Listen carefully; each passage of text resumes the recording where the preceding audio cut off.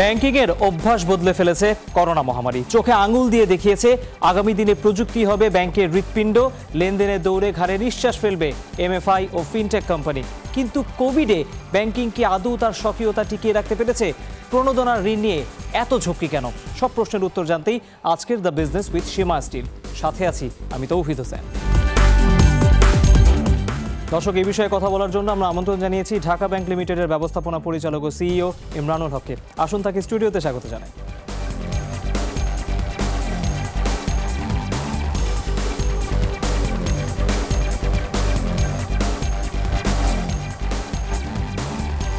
জনাব ইমরানুল হক, আপনি আজকে আমাদেরকে স্টুডিওতে এসে সময় দিচ্ছেন, সেজন্য আমরা অনেক কৃতজ্ঞ এবং ধন্যবাদ জানাই আপনাকে।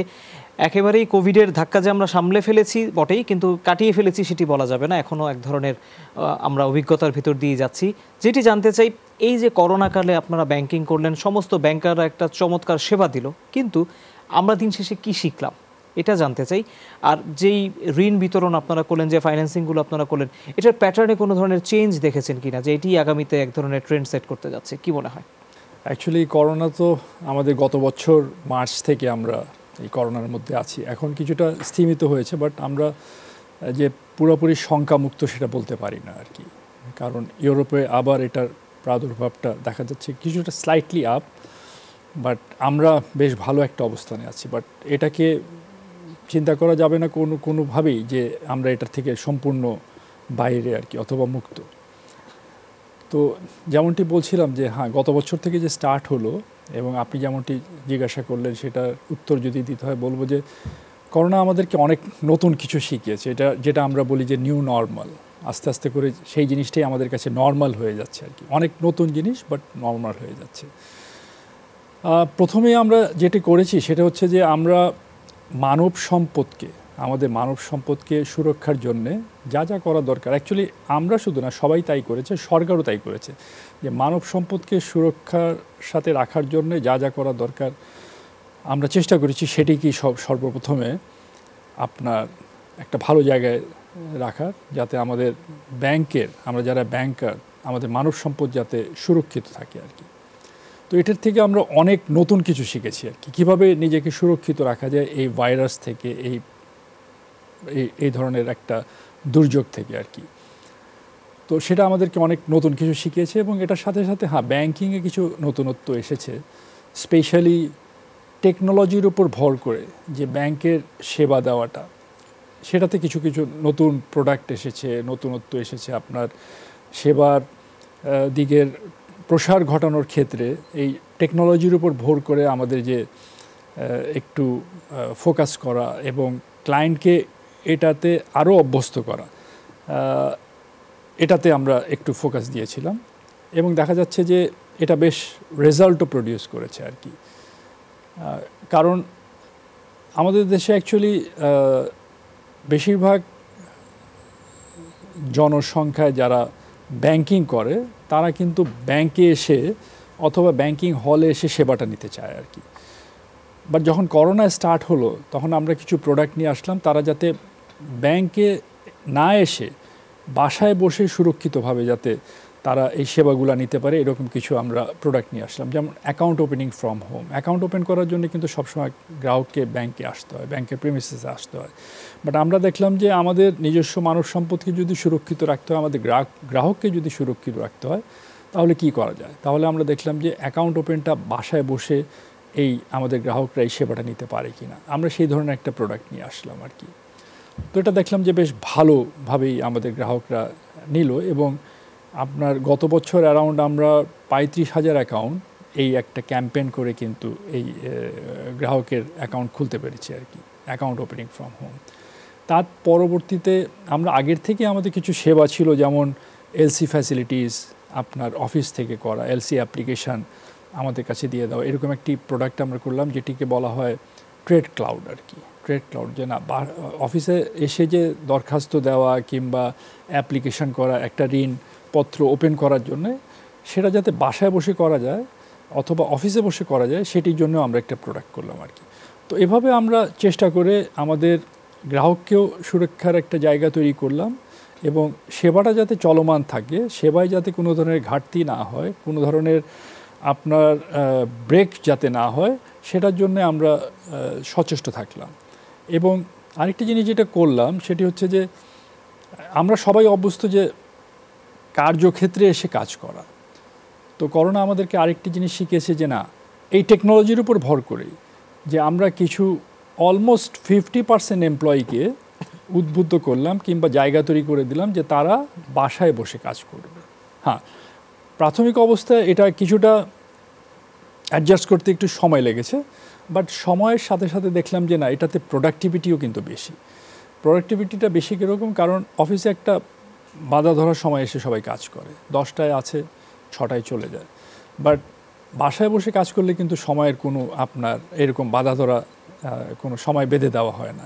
সুতরাং ওখানে দেখলাম যে বেশি সময় ধরে আমাদের যারা কর্মকর্তা কর্মচারী তারা আরও বেশি সময় ধরে কাজ করছে আর কি। এটাতে প্রোডাক্টিভিটিও কিন্তু মনে করি যে বেড়ে গিয়েছে। এরকম একটি বাস্তবতা ঋণের প্যাটার্নের প্রশ্নটা আমি একটু স্পেসিফিকলি করতে চাই। এক ধরনের যেটি অ্যাডাম স্মিথের দারিদ্র্যের দুষ্টচক্রের সংজ্ঞা, সেটা ব্যাংকিং সেক্টরে কিছুটা লক্ষ্য করা গেল। আমরা দেখেছি যে যখন অর্থায়নের কথা ভাবা হলো, প্রণোদনার কথা ভাবা হলো বা ঋণের কথা ভাবা হলো করোনার সময়, একটা সার্টেন গ্রুপ অনেক বেশি ফাইন্যান্সিং পেলো, অনেক বেশি ফাইন্যান্সিং আরেকটা সার্টেন গ্রুপ পেলো না। আপনারা নিশ্চয়ই দেখেছেন যে সবাই আসলে একইভাবে সাস্টেইন করেনি এবং কিছু মানুষ অনেক ক্ষেত্রে ধনী হয়েছেন, কিছু মানুষ সার্ভাইভ করতেই পারেনি, এখনও সার্ভাইভ করার জন্য চেষ্টা চালিয়ে যাচ্ছেন। আপনারা ঋণের প্যাটার্নের ক্ষেত্রে এই ধরনের কোনো ট্রেন্ড দেখেছেন কিনা যে এরকমই হচ্ছে দিন শেষে তারাই আবেদন করছে, অন্যরা আবেদন করছে না, এরকম কি হয়েছে? আমি বলবো যে বৃহত্তর ক্ষেত্রে if you talk about bigger spectrum এরকম খুব বেশি হয়নি, কিছু কিছু হয়েছে। কারণ সবাই তো আর আমরা ধরে নিতে পারি না সবাই ভালো ঋণ গ্রহীতা আর কি, তাহলে তো আমাদের আর এত বড় এনপিএল আমাদের থাকতো না, আমাদের এত ঋণ জালিয়াতির কথাও আমরা শুনি সেটাও হয়তো থাকতো না। তো তারপরে আমি বলবো যে আমাদের সরকার একদম আপনার করোনার যখন স্টার্ট হলো তার প্রায় 1-1.5 মাসের মধ্যে যেভাবে প্রণোদনা প্যাকেজগুলো নিয়ে এসেছেন আর কি, এত সুন্দরভাবে ডিজাইন করে ফর ইন্ডাস্ট্রি সেক্টরের জন্য, ম্যানুফ্যাকচারিং সেক্টরের জন্য, ক্ষুদ্র স্মল অ্যান্ড মিডিয়াম এন্টারপ্রাইজের জন্য, সবার জন্য কিন্তু আলাদা আলাদা প্যাকেজ করা হয়েছে। এগ্রিকালচার সেক্টরের জন্য হ্যাঁ, সর্বপ্রথমে এনেছিলেন গার্মেন্টসটা। যখন দেখা গেল যে গার্মেন্টস যদি আমাদের বন্ধ থাকে কিংবা গার্মেন্টসের এক্সপোর্ট যদি বন্ধ হয়ে যায়, এখান থেকে আমরা প্রায় 35-36 বিলিয়ন ইউএস ডলার প্রতি বছর আর্ন করি আর কি। তো এটা যদি মানে কোনো ধরনের বাধাপ্রাপ্ত হয় বড় ধরনের, তাহলে কিন্তু দেশের উপর একটা বিশাল একটা ক্ষতির জায়গা তৈরি হয়ে যাবে। এবং এটার সাথে সাথে এখানে যে মানে যে জনবল, যে ওয়ার্কফোর্স এটার সাথে সম্পৃক্ত, আমরা জানি যে প্রায় 1 কোটি আপনার ওয়ার্কফোর্স এই গার্মেন্টের সাথে যুক্ত। এবং এটার সাথে যে পরিবার, যদি একটা পরিবারে যদি 5 জনের কথা চিন্তা করা হয়, তাহলে বিশাল একটা জনগোষ্ঠী কিন্তু এই গার্মেন্টস সেক্টরের সাথে আমি বলবো যে যুক্ত আর কি। তো সর্বপ্রথম প্যাকেজটা কিন্তু গার্মেন্টস সেক্টরের জন্য আনা হয়েছিল এবং আমি বলবো যে এটা একটা চমৎকার প্যাকেজ ছিল, যে ঠিক আছে বন্ধ থাকবে, বা তারপরেও গার্মেন্টস ওয়ার্কাররা যাতে হারিয়ে না যায় তাদের স্যালারিটা দেওয়ার ব্যাপারে যে 5,000 কোটি টাকার একটা প্রণোদনার প্যাকেজ, এটা একটা চমৎকার জায়গা ছিল। এটি আমরা সুন্দরভাবে দিয়েছি এবং এখানে কিন্তু আমি মনে করি যে কোনো ধরনের মানে ঋণ জালিয়াতির কথা বলেন অথবা যেটা বলেন যে ফান্ড ডাইভার্সনটা হয়নি, কারণ এই টাকাটা পুরোপুরি কিন্তু ওয়ার্কার্সের অ্যাকাউন্টে গিয়েছে। ওয়ার্কার্সের আইদার ব্যাংকে অ্যাকাউন্ট থাকতে হবে অথবা MFI মোবাইল ব্যাংকিং থাকতে হবে, সেখানে কিন্তু তাকে দিয়ে দেওয়া হয়েছে আর কি। সুতরাং এখানে কোনো ফান্ড ডাইভার্সনের কথা আসতে পারে না। বাট হ্যাঁ, তার পরবর্তীতে যেগুলো হয়েছে সেগুলো সবসময় একটা কথা উঠে আসে যে বড় ঋণ গ্রহীতা যারা, তারা যে পরিমাণ ঋণগুলা পেয়েছেন কিংবা যে তড়িৎ গতিতে তারা ঋণগুলা নিয়ে গিয়েছেন কিংবা পেয়েছেন যে জায়গাটাতে, সেটি মানে ক্ষুদ্র অথবা মিডিয়াম এন্টারপ্রাইজ যাদেরকে বলা হয়, তারা তত তড়িৎ গতিতে পান নাই কিংবা ততটা পান নাই। এটির দুর্নীতি অ্যাকচুয়ালি বড় ঋণ গ্রহীতা যারা, তারা কিন্তু বেশ অর্গানাইজড একটা গ্রুপ আর কি। তারা কর্পোরেট বডি এবং তাদের অফিসগুলো, কর্পোরেট অফিসগুলো সাধারণত দেখা যায় যে ঢাকা শহরে। হ্যাঁ, তো তারা আমাদের হেড অফিসের সাথে মানে যেভাবে কমিউনিকেট করা দরকার, যেভাবে ঋণ নেওয়ার জন্য যে কাগজপত্র দেওয়ার দরকার, যে ডিউ ডিলিজেন্সের জন্য যে কমপ্লায়েন্সের জায়গাগুলো আছে, সেগুলো তারা কিন্তু তড়িৎ গতিতে মানে করতে পেরেছেন বলেই তাদেরকে আমরা ঋণগুলো দিতে পেরেছি আর কি। আর ক্ষুদ্র এবং স্মল ইন্ডাস্ট্রি যারা, তারা কিন্তু দেশের প্রত্যন্ত অঞ্চলে ছড়িয়ে ছিটিয়ে আছেন আর কি। তাদের যোগাযোগ করতে হলে অনেক দূর থেকে আসা লাগে। কারোর যদি রিজিওনাল অফিস থাকে ব্যাঙ্কগুলোর, সেই রিজিওনাল অফিসে যায়, রিজিওনাল অফিস থেকে আবার অ্যাপ্লিকেশন হেড অফিসে আসে, সেখানে সময় একটু ক্ষেপণ হয় এবং এটার সাথে সাথে তাদের বিজনেস আন্ডারস্ট্যান্ডিং অথবা বিজনেস সেন্সটাও কিন্তু একটু কম। তাদের এই কাগজপত্র জমা দেওয়া কিংবা ঋণ নেওয়ার জন্য যেসব ডিউ ডিলিজেন্স ব্যাংক করে, সেগুলো কমপ্লায়েন্সের জায়গাটাতে মানে একদম ফুললি কমপ্লায়েন্ট হতে একটু সময় লেগে যায় আর কি। তো সেই ক্ষেত্রে তারা ঋণ পেতে কিন্তু একটু দেরি হয়েছে আর কি। তো এই জায়গাটাতে আমরা দেখেছি যে একটু তারতম্য হয়েছে, যে বড় সেক্টরে যারা ঋণ নিয়েছে তারা আগে পেয়ে গেছে, তাদের যদি ঋণটা আগে পেয়ে গেছে, প্রণোদনা প্যাকেজটা আগে পেয়ে গেছে, তাহলে তাদের ওই ঘুরে দাঁড়ানোর জায়গাটা একটু তৈরি হয়েছে একটু আগে। আর ক্ষুদ্র ঋণ গ্রহীতা তাদেরকে একটু সময় লাগছে ঘুরে দাঁড়ানো। আমার একটা কৌতূহল আমি মেটাতে চাই, এই যে প্রণোদনার ঋণ আপনারা বিতরণ করেছেন সরকারের তরফ থেকে, যে তহবিলটা দেওয়া হলো, এক ধরনের 5% হারে সুদের হারে আপনাদের একটা ভর্তুকি সরকারের দেওয়ার কথা ছিল, যেটা আপনারা পাবেন আর গ্রাহক দেবে 4%, যদি আমি ভুল না করে থাকি। এই যে 5% ভর্তুকিটা, এটা ব্যাংকের সাথে কিভাবে সমন্বয় করা হচ্ছে? এটা কি শুরু হয়েছে ইতিমধ্যে নাকি এটা পরে হবে? জি না, এটা হচ্ছে এটা বেসিক্যালি এই ব্যাঙ্কগুলো 9%ই পাচ্ছে, ক্লায়েন্ট আমাদেরকে 4% দিচ্ছে, আর আমাদেরকে সরকার অথবা বাংলাদেশ ব্যাংক আমাদেরকে 5% ভর্তুকি দিচ্ছে। As and when we disburse the loan, তারপর তৎপরবর্তীতে আমরা বাংলাদেশ ব্যাংকে ক্লেম করছি এবং ওনারা আমাদেরকে কিন্তু দিয়ে দিচ্ছেন। এখানে কিছুটা হয়তো একটু সময় লেগে যাচ্ছে, একটু গ্যাপ সৃষ্টি হচ্ছে, যে আমি আগে দিয়ে দিচ্ছি, পরে আমি এটার রিএম্বার্সমেন্ট পাচ্ছি, বাট তারপরেও আমরা কিন্তু পাচ্ছি আর কি। এবং এখানে তেমন কোনো সমস্যা হচ্ছে। করোনার পুরো ফেজটার কথা যদি আমি ভাবি, বা এখনও যদি আমি ভাবি, ইনভেস্ট করার জন্য যথাযথ জায়গাগুলো আপনারা আসলে পাচ্ছেন কিনা, মানে বিনিয়োগের যথেষ্ট সম্ভাবনা তৈরি হয়েছে কিনা? কেন প্রশ্ন করছি, এখন কিন্তু বিভিন্ন ফোরামে আলোচনা হচ্ছে যে প্রচুর তারল্য রয়ে গিয়েছে, যে কারণে বাংলাদেশ ব্যাংকে নিলাম করতে হয়েছে। আমি সেই প্রসঙ্গে পরবর্তীতে আসবো, কিন্তু আপনাদের কাছে কি মনে হয়েছে যে ফাইন্যান্সিং করার জন্য কোভিডের মধ্যেও আমরা বেশ ভালো ভালো অপশন পাচ্ছি, যেগুলোতে আসলে অর্থায়ন করার সুযোগ রয়েছে? যখন কোভিডের কঠিন সময় ছিল, এখন তো কোভিডটা অনেকটা স্থিমিত এবং আপনার ইনভেস্টমেন্টের অপরচুনিটিটা এখন বাড়ছে এবং করছে অনেকে। বাট আমি যদি কোভিডের কঠিন সময়ের কথা বলি, তাহলে বলবো যে সেই সময় ব্যবসা বাণিজ্য কিন্তু বেশ অনেকখানি অংশে বন্ধ ছিল আর কি। গার্মেন্টস ছাড়া কিন্তু অন্যান্য ইন্ডাস্ট্রি ফেজ ওয়াইজ খুলেছে, একবারে কিন্তু খুলে দেওয়া হয় নাই। কিংবা যেই সময় আমরা ওই সাধারণ ছুটির কথা যদি বলি, একটা লম্বা সময় ধরে সাধারণ ছুটি ছিল দুটো ফেজে আর কি।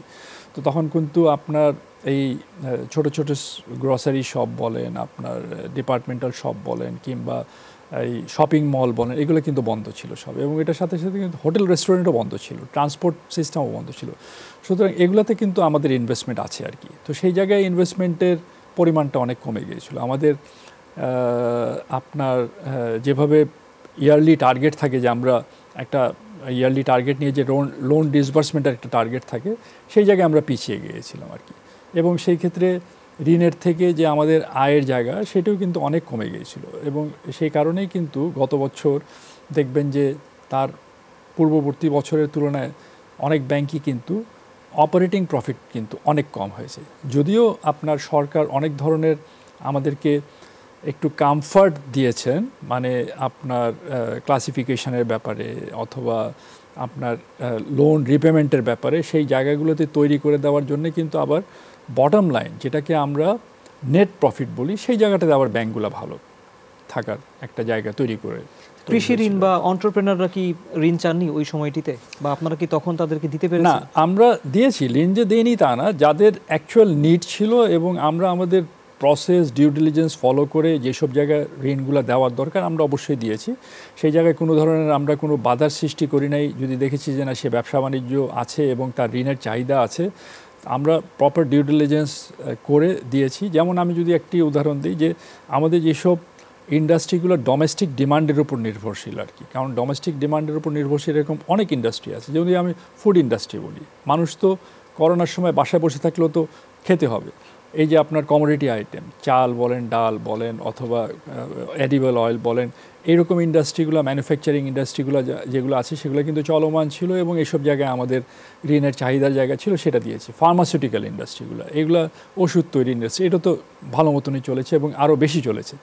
এই জায়গাগুলো আমরা ঋণ দিয়েছি। অন্যান্য যেসব ইন্ডাস্ট্রিগুলো চলেছে, যেগুলোতে ঋণের ডিমান্ড ছিল সত্যিকার অর্থে, সেই সব জায়গায় আমরা প্রপার ডিউ ডিলিজেন্স ফলো করে আমরা কিন্তু ঋণ দিয়েছি, কোনো ধরনের বাধার সৃষ্টি করি। আমরা ডিজিটাল ব্যাংকিং আর ইনোভেশন নিয়ে একটু কথা বলবো, কিন্তু একটু বিরতির পর আমাদের একটি বিরতি নিতে হচ্ছে। দর্শক, বাংলাদেশের করোনা খাতের ব্যাংকিং সেক্টর নিয়ে আলোচনা চলছে, একটি বিরতির পর খুব দ্রুত ফিরবো, আমাদের সাথেই থাকুন।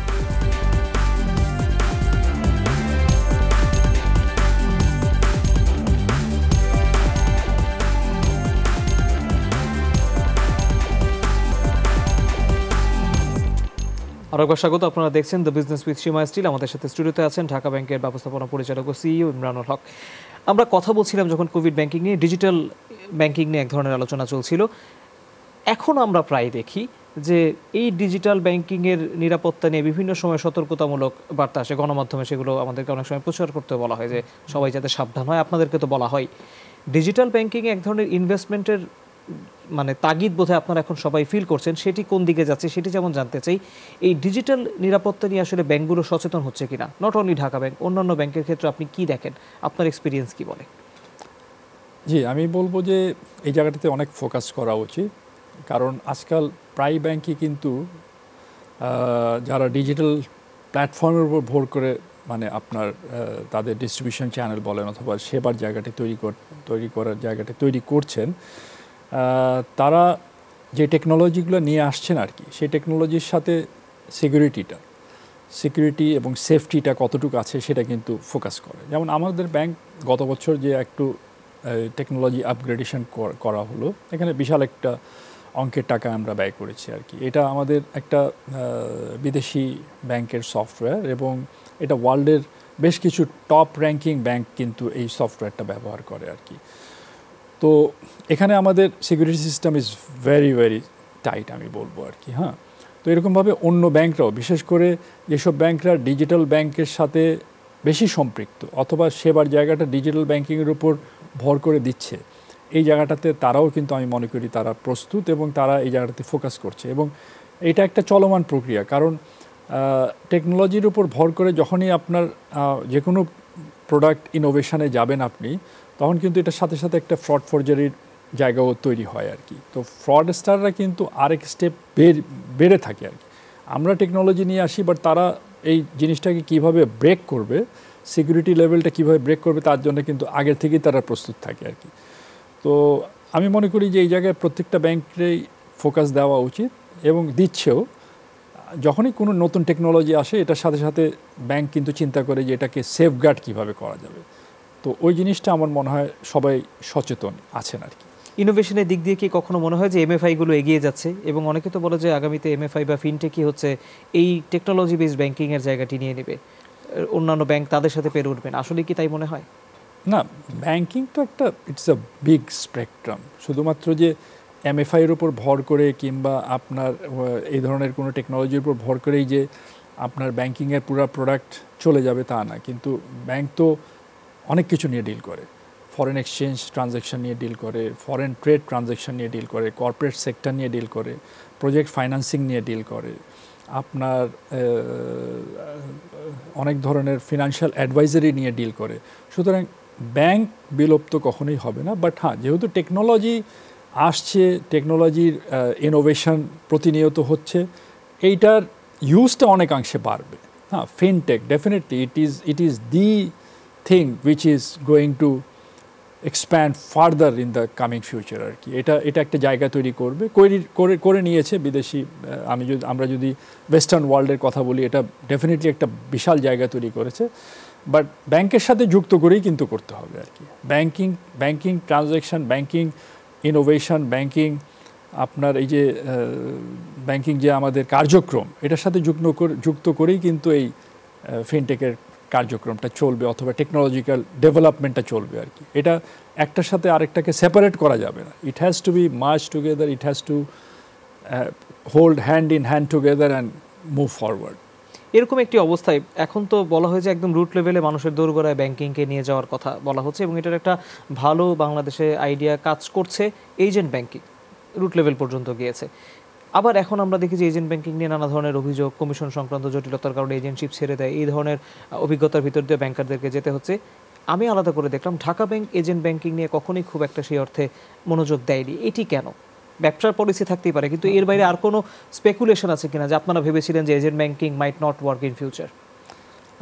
না ওইরকমভাবে ভাবিনি, বাট এক একটা ব্যাংকের এক একটা বিজনেস স্ট্র্যাটেজি থাকে, পলিসি থাকে। আমাদের হয়তো স্ট্র্যাটেজি পলিসি ছিল যে আমরা যে সময় অনেক ব্যাংক এই এজেন্ট ব্যাংকিংয়ের উপর একটু জোর দিয়েছিল কিংবা এজেন্ট ব্যাংকিং জায়গাটা তৈরি করেছে, আমরা সেই সময় তৈরি করিনি।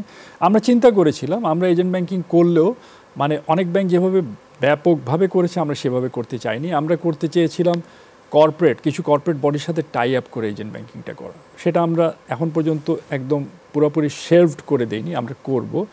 বাট আপনি যেটা বলছিলেন যে গ্রামে গঞ্জে ব্যাংকিংয়ের সেবার ছড়ানোর, এটা একটা বিশাল একটা জায়গা আর কি। হ্যাঁ, এটা আমি স্বীকার করি যে এটা দিয়ে খুব তড়িৎ গতিতে আপনার ফিনান্সিয়াল ইনক্লুশন যেটাকে বলা হয় সেই জায়গাটা তৈরি হয়।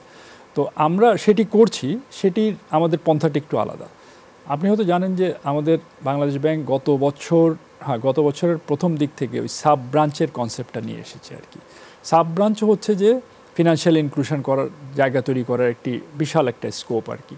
তো আমরা ঢাকা ব্যাংক প্রাথমিক স্টেজে মানে এই ধরনের কার্যক্রম ফিনান্সিয়াল ইনক্লুশন করার জন্য অথবা গ্রামে গঞ্জে প্রত্যন্ত অঞ্চলে মানে ব্যাংকের সেবাটা ছড়িয়ে দেওয়ার জন্য সাব ব্রাঞ্চের কনসেপ্টটাকে আমরা মানে বেশি মনে করেছি এই জায়গাটাতে আমরা ফোকাস দিব।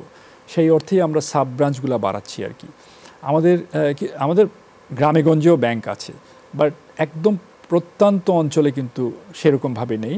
তো গ্রামে গঞ্জে যে ব্যাংকগুলো আছে এবং আরও ডিপ রুটে যাতে যাওয়া যায় সেগুলোর জন্য আমরা সাব ব্রাঞ্চগুলো ওই রুরাল ব্রাঞ্চগুলোর সাথে কানেক্ট করে কিন্তু সাব ব্রাঞ্চগুলো ওপেন করছি। ইতিমধ্যে আমরা প্রায় 20টির মতন সাব ব্রাঞ্চ করেছি এবং এবছর আমাদের টার্গেট আছে যে আমাদের বেশ তড়িৎ গতিতে, যদিও বছর শেষ পর্যায়ে চলে আসছে, আমরা টার্গেট হচ্ছে যে আমরা 50টি সাব ব্রাঞ্চ এবছর করবো আর কি।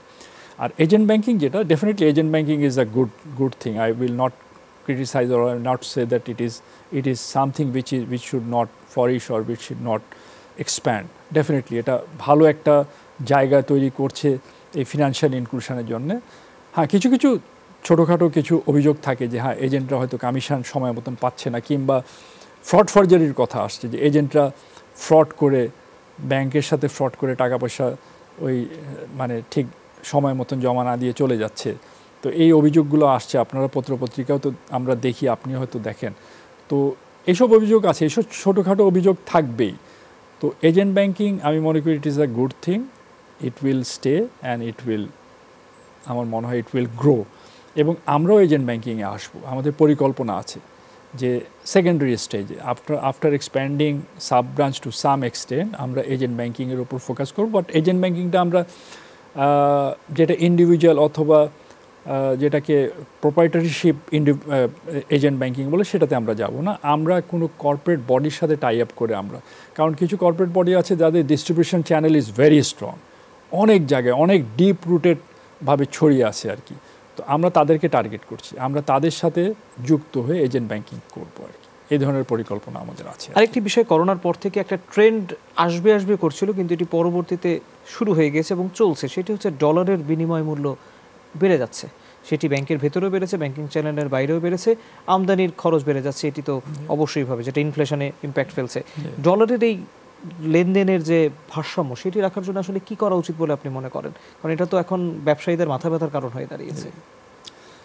না, এটা ডলারটা এমন একটা জিনিস, ফরেন কারেন্সি, এটা অ্যাকচুয়ালি ডিমান্ড অ্যান্ড সাপ্লাইয়ের উপর নির্ভর করে কিন্তু। হ্যাঁ, এটা হয়তো কিছুদিন হোল্ড করে রাখা যাবে প্রাইসটা, বাট আলটিমেটলি যখন দেখা যাবে যে চাপটা বেশি আসছে তখন কিন্তু হোল্ড করে রাখা যাবে না। তখন আমাদের সরকার, আমাদের বাংলাদেশ ব্যাংক এখনও কিন্তু সুন্দরভাবে এটা ম্যানেজ করছে, যেহেতু আমাদের রিজার্ভের পরিমাণ এখন একটা ভালো জায়গায় আছে আর কি। রিজার্ভটা কিন্তু আমাদের করোনার স্টার্ট যখন হয়েছিল তখন আমাদের রিজার্ভটা ছিল অ্যারাউন্ড 42 বিলিয়ন ডলারের ঘরে, এটা কিন্তু এখন অলমোস্ট 50 বিলিয়ন ছুঁই করছে আর কি। এটা একটা ভালো জায়গা আমি বলবো, যেহেতু আমাদের এক্সপোর্টের জায়গাটা ভালো ছিল করোনাকালীন সময়ে, আমাদের রেমিটেন্স ইনফ্লোটা ভালো ছিল, সুতরাং আমাদের রিজার্ভটা একটা ভালো জায়গায় চলে গিয়েছে আর কি।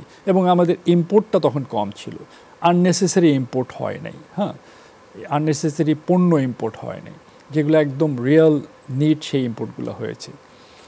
তো আস্তে আস্তে করে যেহেতু করোনাটা একটা মানে স্থিমিত হচ্ছে এবং ব্যবসার জায়গাটা প্রসারের একটা জায়গা তৈরি হচ্ছে, সুতরাং এখন কিন্তু ইম্পোর্ট বাড়ছে। একটা হচ্ছে যে ভলিউম বাড়ছে ইম্পোর্টের, আরেকটা হচ্ছে যে ইম্পোর্টের যে কস্ট, আপনার অনেক আইটেমের কস্ট কিন্তু ফরেন কারেন্সির কস্ট কিন্তু বেড়ে গেছে আর কি, কমোডিটি প্রাইস বেড়ে গেছে, ফুয়েলের প্রাইস বেড়েছে, যেগুলো নাকি এই প্রাইসগুলো বাড়লে কিন্তু দিজ আর বেসিক জিনিস, কিন্তু এই জিনিসগুলোর প্রাইস বাড়লে অন্যান্য প্রাইস কিন্তু বাড়বে, ফুয়েলের প্রাইস বাড়লে ট্রান্সপোর্টেশন প্রাইস বাড়বে, এটার সাথে সাথে অনেক কিছু যুক্ত, সেই প্রাইসগুলো বাড়বে। সুতরাং সেই জিনিসগুলো আমরা দেখছি যে ইম্পোর্ট প্রাইসটা বেড়ে যাচ্ছে, ভলিউমও বাড়ছে এবং প্রাইসও বাড়ছে।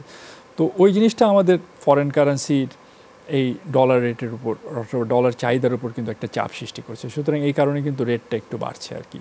এবং রেটটা যদি ব্যাংকিং চ্যানেলের রেটটা যদি বাড়ে তাহলে সেকেন্ডারি মার্কেটে কিন্তু রেটটা বাড়বেই আর কি। এটা এই জায়গাটা হচ্ছে।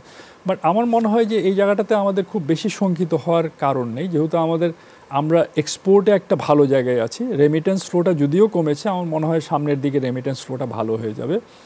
এবং এটার সাথে সাথে সরকার এবং বাংলাদেশ ব্যাংক যদি আননেসেসারি ইম্পোর্টের যদি ডিসকারেজ করা হয়, যেটা সময় সময় তারা করেছেন, এই জায়গাটাতে যদি তারা একটু নজর দেন তাহলে আমার মনে হয় আমাদের শঙ্কার জায়গা খুব একটা তৈরি হবে না আর কি। বাংলাদেশ ব্যাংকে কি ইন্টারফেয়ার করার দরকার হবে এই রেট বেঁধে দেওয়ার ক্ষেত্রে? এই মুহূর্তে দরকার হচ্ছে না, বাট পরবর্তীতে যদি 2-3 মাস এইভাবে চলে এবং রেটটার যদি আপ ট্রেন্ড দেখা যায় যে না এটা একটু উপরের দিকে যাচ্ছে, তখন হয়তো তারা ইন্টারফেয়ার করবে। এবং আমার মনে হয় রিজার্ভ যেহেতু আমাদের ভালো, সেখান থেকে যদি তারা কিছু ডলার অফলোড করে মার্কেটে, সেটা আবার মার্কেট সিচুয়েশনটা স্ট্যাবল করে দেবে বলে আমি মনে করি। অর্থাৎ পরিস্থিতিটি সাময়িক। এটি আপনি বোধহয় অনেকবারই এই প্রশ্ন আপনি শুনেছেন, সেটা হচ্ছে যে নন পারফর্মিং লোন, যেটি আমরা শুরুতেই কথা বলছিলাম। মানে ভালো ঋণ গ্রহীতা আছেন, খারাপ ঋণ গ্রহীতারাও আছেন, কিন্তু খারাপ ঋণ গ্রহীতাদের কারণে ভালো ঋণ গ্রহীতারা সাফারার হচ্ছেন দিন শেষে, কারণ অনেক বেশি স্ক্রুটিনি এখন হচ্ছে। নন পারফর্মিং লোন নিয়ে আর কি করার আছে আপনি কি মনে করেন? নন পারফর্মিং লোন নিয়ে আমি মনে করি যে আমাদের আইনের জায়গাতে কিছু কারেকশন করতে হবে আর কি। আইনের যে জায়গা, আমাদের লাস্ট রিসোর্ট হচ্ছে যখন নন পারফর্মিং লোনগুলো আমরা আদায় করতে পারি না, আমরা অনেক ধরনের নেগোসিয়েশন করি ক্লায়েন্টের সাথে। যখন ক্লায়েন্ট একটা নন পারফর্মিংয়ের জায়গায় চলে যায়, যখন আমাদের ঋণ আদায় একটু স্লো হয়ে যায় অথবা আদায় হচ্ছে না এরকম পরিস্থিতি হয়, তখন তার সাথে আমরা কিন্তু নেগোসিয়েশনে যাই, তাকে রিশিডিউলমেন্ট করে দেই, তাকে একটা সুযোগ দিই, একটা সময় দিয়ে দিই যে ঠিক আছে তুমি আস্তে আস্তে ঋণ শোধ করো, অনেক ধরনের বেনিফিট দিই। যখন সেটাও হয় না, তখন কিন্তু লাস্ট রিসোর্ট আমাদেরকে আইনের আশ্রয় নিতে হয় এবং আমাদেরকে তখন কেস করা লাগে। কেস করতে হলে আমরা তাদের নামে তাদের বিরুদ্ধে যে চেকের কেস থাকে সেটা করি, যেটাকে আমরা নেগোশিয়েবল ইনস্ট্রুমেন্ট অ্যাক্টের এগেনস্টে আর কি ক্রিমিনাল কেস বলা হয় আর কি, আর অর্থঋণ আদালতেও করি আর কি। তো যখন আমরা এই প্রসেসে চলে যাই, তখন দেখা যায় যে এই প্রসেসটা কিন্তু এত লং ড্রন একটা প্রসেস, আমাদের দেশের আইনি প্রক্রিয়াটা এত লং ড্রন, এবং এখানে আইনের যে ফাঁকফোকর, এটা দিয়ে মানে আমাদের ঋণ গ্রহীতারা যারা খারাপ ঋণ গ্রহীতা আর কি, যাদেরকে উইলফুল ডিফল্টার বলবো, তারা এত ধরনের আইনের ফাঁকফোকর যে আছে, তারা ওই জায়গাটায় কিন্তু একটা ভালো একটা কমফর্ট জোনে চলে যায় আর কি। আমি মনে করি যে এখানে কিছু আইনের যদি পরিবর্তন আনা হয়, যদি কিছু অ্যামেন্ডমেন্ট আনা হয়, কিছু কারেকশন করা হয়, এটাকে যদি একটা ফাস্ট ট্র্যাক প্রসেসের মধ্যে নিয়ে যাওয়া হয়, তাহলে দেখা যাবে যে কিন্তু এই যে উইলফুল ডিফল্টার তারা কিন্তু এই কমফোর্ট জোন আর পাবে না। যদি দেখা যায় যে এই কমফোর্ট জোনের জায়গায় তারা থাকতে পারবে না, তখন দেখা যাবে যে কিন্তু এই কারেকশানগুলো চলে আসলে কিন্তু দেখা যাবে যে এনপিএলের যে একটা প্রবণতা, হ্যাঁ, সেই জায়গাটাতে কিন্তু একটা ভালো জায়গা আমরা থাকতে পারবো। কিন্তু যে উইলফুল ডিফল্টার যারা ইচ্ছাকৃতভাবে যারা টাকাটা ফেরত দেন না, ঋণ যখন আপনারা বিতরণ করেন, তার আগে যখন ক্রেডিট অ্যানালিসিস হয়, তখন কি এটা ধরা পড়ার সুযোগ থাকে না? ধরা পড়ার সুযোগ থাকে ডেফিনেটলি। এটা তো অ্যাকচুয়ালি ডিপেন্ড করে ব্যাংক টু ব্যাংক, যে কাদের ডিউ ডিলিজেন্স প্রসেসটা কীরকম, তাদের ক্রেডিট পলিসিটা কীরকম, হ্যাঁ, সব কিছু মিলিয়ে আমি উইথ অল ডিউ রেসপেক্ট সবার প্রতি সম্মান রেখেই বলতে চাবো যে সব ব্যাংকে কিন্তু এই policy, good governance, this is very important. Good governance in both side, আপনার ম্যানেজমেন্ট সাইডে এবং পর্ষদ সাইডেও খুব ইম্পর্টেন্ট। গুড গভর্নেন্স যদি ভালো থাকে, একটা ব্যাংকে যদি ক্রেডিট পলিসি ভালো থাকে, ভালো ম্যানেজমেন্ট যদি থাকে, ডিউ ডিলিজেন্স প্রসেসটা যদি ভালো মতন করা হয়, তাহলে কিন্তু এই জায়গাটা তৈরি হওয়ার কথা না আর কি। আমরা আরেকটি বিরতি নিব, বিরতির পর ফিরে এসে আমরা একটু আপনার সম্বন্ধ জানতে চাই, নতুন প্রজন্ম জানতে চাই। দর্শক, ঢাকা ব্যাংকের এমডি এবং সিইওর সাথে খুব জোরালো আলোচনা হচ্ছে, আমরা এটি বিরতির পর খুব দ্রুত ফিরব আমাদের সাথে।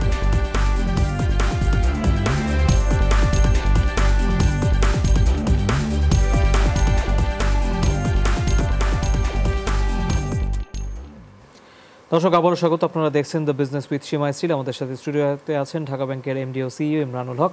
আমরা তো এখন খুব কাঠখোট্টা এতক্ষণ আলোচনা করলাম। যারা ইয়াং জেনারেশন তারা আপনার সম্বন্ধে জানতে চায়, তারা আমাদেরকে কিছু প্রশ্ন অলরেডি পাঠিয়েছে। সেগুলো আমরা 10টা র্যাপিড ফায়ার আদলে করব, অর্থাৎ দ্রুত উত্তর দিতে হবে, খুব বেশি দ্রুত না। আপনার যদি মনে হয় ইলাবোরেট করা দরকার ইউ ক্যান। প্রথম প্রশ্ন, ঢাকা ব্যাংকের এমডি নিজে প্রথম ব্যাংক অ্যাকাউন্ট কবে খুলেছিলেন, কত টাকা রেখেছিলেন? তো আমি যখন আমি ব্যাংকিং ক্যারিয়ার স্টার্ট করি, তখনই আমার প্রথম স্যালারি অ্যাকাউন্ট দিয়ে আমার ব্যাংকিং অ্যাকাউন্টটা খোলা হয়। এটা অনেক আগে, তখন তো ব্যাংক এত ছিল না, প্রাইভেট ব্যাংক ছিলই না, কিছু ন্যাশনালাইজ ব্যাংক ছিল। আমি একটা ফরেন ব্যাংক থেকে আমার চাকরি জীবন স্টার্ট করি, তো সেই ব্যাংকে স্যালারি অ্যাকাউন্ট যেটা খোলা হয় সেটি আমার। কত সালের কথা এটা? এটা 1986 সাল, 1986। দ্বিতীয় প্রশ্ন করতে চাই, আপনার কাছে হোম অফিসকে কি ভোগান্তি মনে হয় না সম্ভাবনা মনে হয়? আমি মনে করি সম্ভাবনার জায়গা আছে আর কি। করোনাকালে ব্যাংকিং খাতের জন্য সবচেয়ে বড় চ্যালেঞ্জ কোনটি ছিল আপনার কাছে মনে হয়, একটির কথা যদি বলতে বলা হয়? আমি বলবো আমার মানব সম্পদকে সুরক্ষিত রাখাটি ছিল সবচেয়ে বড় চ্যালেঞ্জ। চতুর্থ প্রশ্ন, কোনটির ভবিষ্যৎ ভালো, এজেন্ট ব্যাংকিং নাকি এমএফআই? দুটোই ভালো, তবে আমি মনে করি যে এমএফআইটা বোধহয় একটু এগিয়ে যাবে। পঞ্চম প্রশ্ন, একজন ব্যাংকারের কোন কোয়ালিটিটা সবসময় থাকা উচিত? Honesty, sincerity and hard work. নতুন প্রজন্মের কর্মী যারা, তাদেরকে তো আপনারা বিভিন্ন সময় আপনাদের কলিগরা আছেন, আপনার রিক্রুটও করতে হয়, তাদের কোন দিকটি সবচেয়ে বেশি ভালো লাগে আর কোন দিকটি ভালো লাগে না? আমি সবচেয়ে বেশি ফোকাস করি যারা ব্যাংকে ইন্টারভিউ দিতে আসে অথবা যাদেরকে আমরা আমাদের অনবোর্ড করব, তাদের পার্সোনালিটিটা আমি দেখি, তাদের কমিউনিকেশন স্কিলটা আমি দেখি, এবং তাদের ফ্লেয়ারটা দেখি, এবং তাদের জার্নাল নলেজটা দেখি। আপনার কাছে টাকার সংজ্ঞা কি, মানে money is what to you? Money definitely it is important, but it is not the end of the world. এটা আমি মনে করি যে একজন মানুষের জন্য peace is the most thing. Peace মানির থেকে বেশি ইম্পর্টেন্ট। হ্যাঁ। গ্রেট। 8 নম্বর প্রশ্ন, অর্থ, সময়, শ্রম কোনটি সবচেয়ে বেশি দামি? সময়। টাইম। আপনি ব্যাংকার না হলে কি হতেন? ব্যাংকার না হলে আমার ইচ্ছা ছিল যে আমি কোনো শিপিং কোম্পানিতে, তখন শিপিং কোম্পানির খুব ভালো একটা চাকরি শিপিং কোম্পানির চাকরিগুলো বেশ ভালো লুক্রেটিভ ছিল আর কি। আমার সেটা হওয়ার সেই ধরনের চাকরিতে যাওয়ার ইচ্ছা ছিল আর কি। শেষ প্রশ্ন করতে চাই, বাংলাদেশের এই মুহূর্তে বাংলাদেশের কোন দিকটি আপনাকে সবচেয়ে বেশি আনন্দ দেয়? বাংলাদেশ যেভাবে ডেভেলপ করছে আর কি, স্পেশালি ইনফ্রাস্ট্রাকচার ডেভেলপমেন্ট যেভাবে হচ্ছে আর কি। একটা দেশের ইনফ্রাস্ট্রাকচার ডেভেলপমেন্ট হলে কিন্তু এটাই প্রমাণ করে যে ফিউচার ইজ ব্রাইট।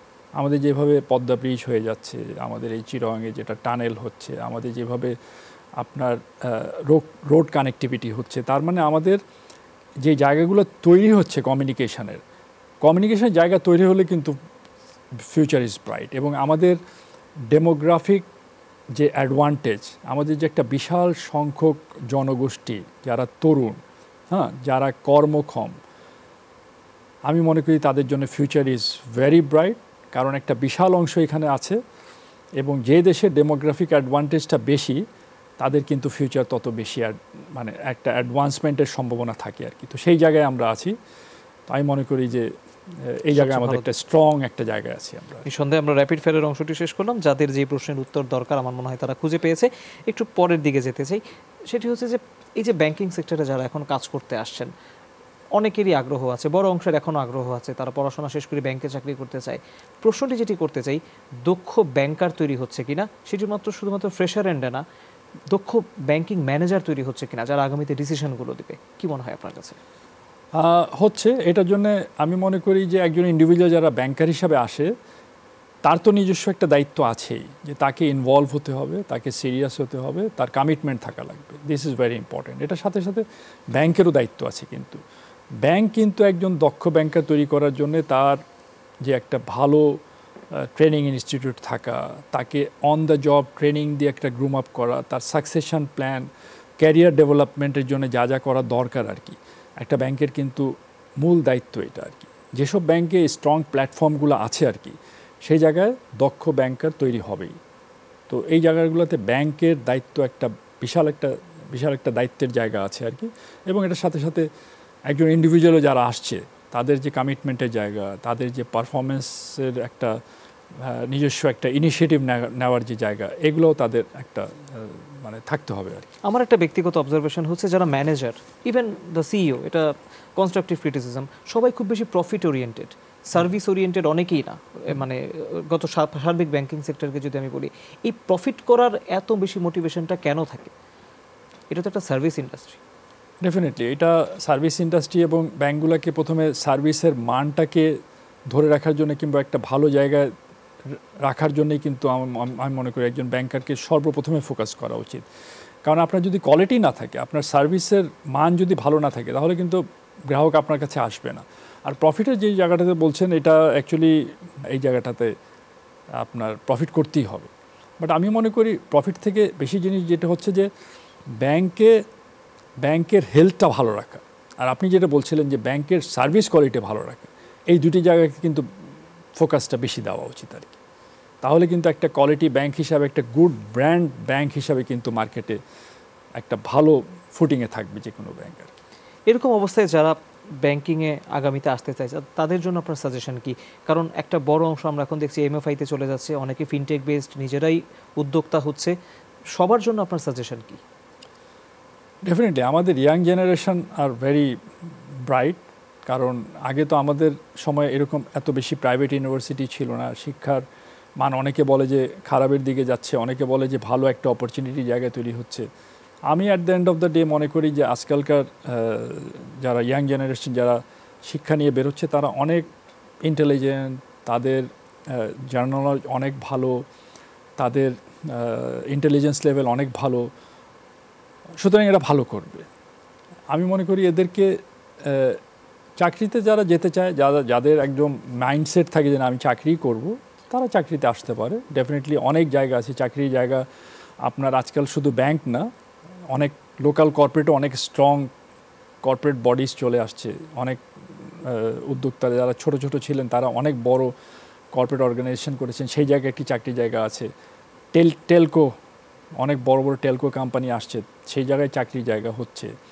এছাড়া আপনার মাল্টিন্যাশনাল তো আছেই, ভালো ভালো জায়গা আছে চাকরি করার। তবে আমি মনে করি যে যেহেতু আমাদের দেশ একটা ডেভেলপমেন্ট স্টেজে আছে, এখানে এন্টারপ্রেনার হওয়াটা কিন্তু আমি মনে করি বেশ জরুরি আর কি। এইরকম মনোভাব নিয়ে কিন্তু যদি ইয়াং জেনারেশন আগায়, ছোট দিয়ে স্টার্ট করুক, আস্তে আস্তে গ্রো করুক। আমাদের দেশে যেহেতু ডেভেলপমেন্টের একটা বিশাল সম্ভাবনার জায়গা আমরা দেখছি সামনে, সুতরাং এন্টারপ্রেনার যদি ছোট দিয়েও স্টার্ট করে, মানে যারা এখন পড়ালেখা শেষ করে নিজেদের ভবিষ্যৎ স্টার্ট করবে, if they start with a small thing, এটা কিন্তু বড় হওয়ার কোনো ব্যাপার না। তাদের জন্য এনাফ ফান্ডিং কি আছে? এনাফ ফান্ডিং, হ্যাঁ। আমাদের আপনার স্টার্ট আপ ফান্ড বলে সরকার একটা নতুন ফান্ড তৈরি করেছেন। এটা প্রত্যেক ব্যাংকেই করতে হচ্ছে, যেটা নাকি আপনার নেট প্রফিটের 1% করে বিল্ড আপ করতে হবে আর কি। সেটা আমরা তৈরি করছি, এবং এটা সামনের দিকে একটা সম্ভাবনার জায়গা তৈরি করবে। কিন্তু এটা প্রত্যেকটা ব্যাংক যেহেতু start up fund Bangladesh bank বাধ্যতামূলকভাবে করে দিয়েছে, এখান থেকে তাদেরকে ঋণ দিতে হবে। এবং যারা নতুন উদ্যোক্তা, যারা নতুনভাবে ব্যবসায় স্টার্ট করবে, তাদের জন্যই কিন্তু এই ফান্ডটা দিতে হবে। এবং আমরাও চাই যে নতুন উদ্যোক্তা আসুক, যারা স্টার্ট আপ বিজনেস করবে তারা আসুক। এটা যদি একটা সাকসেসের জায়গা তৈরি করে, তাহলে আমার মনে করি যে এটার একটা বিশাল সম্ভাবনার জায়গা তৈরি হবে আর কি। আরেকটি বিষয় সেটি হচ্ছে যে আপনিও নিশ্চয়ই খেয়াল করেছেন যে ব্যাংকিং সেক্টরে ব্যাংকিংয়ের সাথে সংশ্লিষ্ট বিষয়ে পড়াশোনা না করে অনেকে ব্যাংকার হচ্ছে। আমরা তো দেখি প্রকৌশলীরাও ব্যাংকিং বইয়ের জন্য আবেদন করেন। এটি কি ভালো ট্রেন্ড সেট করছে, নাকি এটা ঠিক আছে, হতেই পারে? এটা ইন জেনারেল হওয়া উচিত না, কারণ যারা একটু বিজনেস ব্যাকগ্রাউন্ডে পড়াশোনা করে, কমার্স ব্যাকগ্রাউন্ডে পড়াশোনা করে, তাদের জন্য ব্যাংক একটা ভালো জায়গা তৈরি হয় তাদের কাজ করার জন্য। কারণ ফিনান্সের সাথে যারা রিলেটেড থাকে পড়ালেখার ব্যাকগ্রাউন্ডে, তারা ডেফিনেটলি একটা কমফর্ট জোনে থাকে আর কি। আর এটার সাথে সাথে যেটা বললেন যে ইঞ্জিনিয়ারিং অথবা টেকনোলজিক্যাল সাইড থেকে অনেকে আসছে, অথবা অন্য সেক্টর থেকেও আসছে, এইসব জায়গায় আমাদের দরকার হয়। কারণ যেহেতু আমাদের টেকনোলজির উপর ভর করে অনেক প্রোডাক্ট হচ্ছে, ইনোভেশন হচ্ছে, আরও হবে, সুতরাং এই জায়গাটাতে তাদের কিছুটা দরকার আছে আর কি। হ্যাঁ, প্লাস আমাদের কিছু প্রজেক্ট ফাইন্যান্স হয়, যেগুলো স্পেশালাইজ সেক্টরে আমরা দিই, যেমন গার্মেন্টস সেক্টরে আমরা দিচ্ছি, ফার্মাসিউটিক্যাল সেক্টরে দিচ্ছি। সুতরাং যারা ওই অনেকে পড়াশোনা করে ফ্রম গার্মেন্টস অ্যান্ড টেক্সটাইল সেক্টরে, তাদেরকেও কিন্তু আমরা নিচ্ছি, সো দ্যাট তারা যাতে আমাদেরকে একটু হেল্প করতে পারে। সুতরাং এই অংশে আমি বলবো যে তাদের দরকার আছে, বাট জায়গাটা তত বড় না আর কি। আমাদের এই অনুষ্ঠানের একটা বড় দর্শক আছেন যারা প্রান্তিক পর্যায়ে উদ্যোক্তা, তাদের জন্য আপনার সাজেশন কি? তাদের জন্য কিন্তু শহরের মতো ফাইন্যান্সিংয়ের অল্টারনেটিভ অপশন বা ওই ভাবনার জায়গাগুলো কিন্তু খুব বেশি শক্ত না, তাদেরকে এর জন্য স্ট্রাগলই করতে হয় বিভিন্ন সময়। তাদের জন্য আসলে ব্যাংকারদের কি করার আছে আগামীতে? যারা প্রান্তিক অঞ্চলে আছেন, নতুন উদ্যোক্তা অথবা যারা ব্যবসার সাথে আছেন আর কি, আমি বলবো বাংলাদেশের এগ্রিকালচার সেক্টর কিন্তু একটা বিশাল সম্ভাবনার জায়গা কিন্তু আছে। হ্যাঁ, আগে যেরকম আমরা একটু ওল্ড টেকনোলজি নিয়ে এগ্রিকালচার সেক্টরটাতে ছিলাম, এখন কিন্তু অনেক নতুন নতুন টেকনোলজি আসছে আর কি। আমরা দেখছি যে হাইব্রিড অনেক ধরনের ফলন হচ্ছে নতুন নতুন সেক্টরে, যেমন ফ্লাওয়ার কাল্টিভেশন হচ্ছে, অনেক ধরনের নতুন ফ্রুটস কাল্টিভেশন যেগুলো হচ্ছে, যেগুলো আমাদের দেশে কখনোই হতো না। হ্যাঁ, যেগুলো আমাদেরকে আমদানি করতে হতো, সেই ফ্রুটসগুলোও কিন্তু হচ্ছে।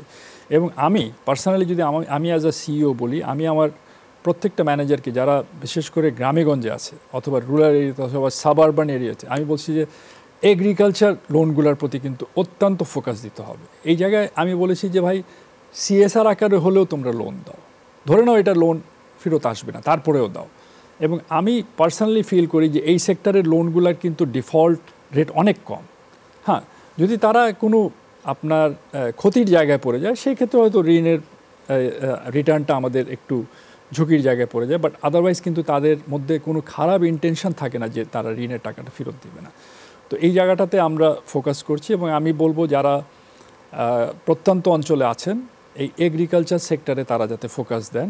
হ্যাঁ, এই ফ্লাওয়ার কাল্টিভেশন বলেন, ফ্রুটস কাল্টিভেশন বলেন, অন্যান্য আরও ইনোভেটিভ কিছু যদি নিয়ে আসেন যেগুলো আমাদেরকে আমদানি করা লাগে, কিংবা আমাদের যেহেতু এটা আমাদের দেশটা অনেক ঘনবসতিপূর্ণ একটা দেশ, আমাদের লোক সংখ্যা অনেক বেশি, তো এই জায়গাটাতে একটা গ্রো করার সম্ভাবনা আছে। এবং যেহেতু টেকনোলজির সাথে এই জায়গাটাতে গ্রো হচ্ছে, এই জায়গাটাতে ফোকাস করা। কিন্তু তৃণমূলের মানুষের এক ধরনের অভ্যাস বলি বা তাদের মাথার ভিতরে হয়তো ওইটাই সবসময় থাকে যে সুদের কারবারি বা মহাজনদের কাছে গিয়ে, কৃষির কথাও যদি আমি বলি, তারা গিয়ে ওখান থেকে ঋণটা নিয়ে তারা টাকাটা পেয়ে যায় এবং সেটার জন্য তাদেরকে বড় অংশে সুদ দিতে হয়।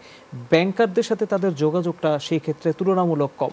এই যোগাযোগটা কি বাড়ানো যায়? কারণ তারা ব্যাংকে যেতে অনেক সময় ভয়ও পায় যে কি কি কাগজ লাগবে আমরা তো বুঝি না, কি করতে হবে। না, সেটা অবশ্যই বাড়ানো যায় এবং বাড়ানো উচিত। আমরা যেটা বলি আমাদের ম্যানেজারদেরকে, তোমরা এখানে কিছু ফিনান্সিয়াল অ্যাডভাইজারি রোল প্লে করো। হ্যাঁ, ফিনান্সিয়াল অ্যাডভাইজারি রোলটা ইজ ভেরি ইম্পর্টেন্ট।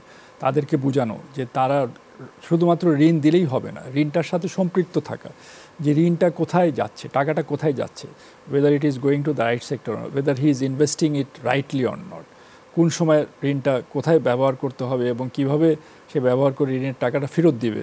হ্যাঁ, এবং এটা তার জন্যে যে এই ঋণটা নিয়ে সুদ দেওয়ার পরেও তার যে একটা লাভের জায়গা থাকবে, এইসব ব্যাপারে মানে financial advisory is very important. এখানে ব্যাংকারের একটা বিশাল একটা রোল প্লে করার মতন জায়গা আছে আর কি। আমরা একেবারে অনুষ্ঠানের শেষ পর্যায়ে শেষ প্রশ্ন করতে চাই। কোভিডের পরে এখন একটা ফেজ আমরা পার করছি, আগামী 1 দশক বা 2 দশক পরে বাংলাদেশের ব্যাংকিংকে আপনি কোথায় দেখেন? আমি মনে করি যে আমাদের ব্যাংক একটা ভালো জায়গায় চলে আসছে, যেটা উইলফুল ডিফল্ট বলেন কিংবা ডিফল্ট কালচার বলেন, এর কিন্তু অনেকখানি একটা ভালো জায়গায় চলে আসছে। এরকম নাই, বাংলাদেশ ব্যাংকেরও নজরদারি, সুপারভিশন অনেক অফসাইট অনসাইট দু ধরনেরই হচ্ছে। সুতরাং এবং বাংলাদেশ ব্যাংকের তদারকির সাথে সাথে তাদের পলিসি গাইডলাইনও অনেক স্ট্রং হচ্ছে। ব্যাংকে কর্পোরেট কালচারও আপনার বেশ একটা ভালো জায়গায় যাচ্ছে, আমি মনে করি আগের মতন জায়গায় না আর কি। হ্যাঁ, দেখবেন যে ঋণ জালিয়াতির পরিমাণ অনেক কমে গিয়েছে, কিংবা এই যেটা বলা হতো যে ইনসাইড লোন, সেগুলোরও পরিমাণ অনেক কমে গেছে। ব্যাংকে কর্পোরেট কালচার বলেন, গুড গভর্নেন্সের জায়গাও আস্তে আস্তে তৈরি হচ্ছে আর কি। আমাদের দেশ যেহেতু অ্যাডভান্সমেন্ট হচ্ছে, এগুলোর সাথে সাথে ওই ভালো জায়গাগুলোও তৈরি হচ্ছে আর কি। সুতরাং দেশ যেভাবে এগিয়ে যাচ্ছে, ব্যাংকিং সেক্টরও এগিয়ে যাবে এবং আমি মনে করি যে future of the bank in this country is bright. নিঃসন্দেহে আমরাও তেমনটি মনে করি। জনাব ইমরানুল হক, আপনি আপনাদেরকে আজকে সময় দিয়েছেন, সেজন্য অনেক ধন্যবাদ। Thank you. দর্শক, বাংলাদেশের ব্যাংকিং খাত নিয়ে যখন অনেক আলোচনা হয়, সেই আলোচনাগুলোর ভিতরে কেউ কেউ নেতিবাচক দিকগুলো সামনে নিয়ে আসেন, কেউ কেউ ইতিবাচক দিকগুলোকে দেখেন, কিন্তু সবথেকে বড় কথা হচ্ছে যে করোনার পরে এসে আসলে এই সেক্টরকে ঘিরে যে সম্ভাবনা এবং ব্যাংকিং সেক্টর থেকে ফাইন্যান্সিং আসার যে সম্ভাবনা সেগুলো কিন্তু হারিয়ে যায়নি, বরং খুঁটিনাটি কিছু জায়গায় যে সংশোধনের কাজ করার আছে, পলিসি মেকিংয়ে কিছু চেঞ্জ করার জায়গা আছে, এই দিকগুলি কিন্তু ঢাকা ব্যাংকের এমডি এবং সিইও আমাদের সামনে তুলে ধরার চেষ্টা করেছেন। এবং তারা যেটি বলেছেন যে আরেকটু বেশি যদি তদারকি বাড়ানো যায়, রুট লেভেলের ব্যাংকাররা যদি আরেকটু বেশি ইনভলভমেন্ট নিজেদের বাড়ায় প্রান্তিক মানুষের সাথে, তাহলে কিন্তু এই শহর কেন্দ্রিক যে ব্যাংকিং সেবা সেটি কিন্তু তৃণমূলে আরও অনেক বেশি ছড়িয়ে দেওয়া সম্ভব। সেটি যে কোনো মাধ্যমেই হতে পারে। সেটি কোনটি হবে সেটি নীতি নির্ধারকরা ঠিক করবেন, আর যারা ব্যাংকের উদ্যোক্তারা আছেন তারা সেগুলোর ব্যবস্থা করবেন। আশা করি যেখান থেকে যার কন্ট্রিবিউশন করা দরকার সেটি তারা করবেন। এতক্ষণ ধরে যারা এই আয়োজন দেখেছেন তাদের সবাইকে অনেক ধন্যবাদ। সবাই অনেক ভালো থাকবেন।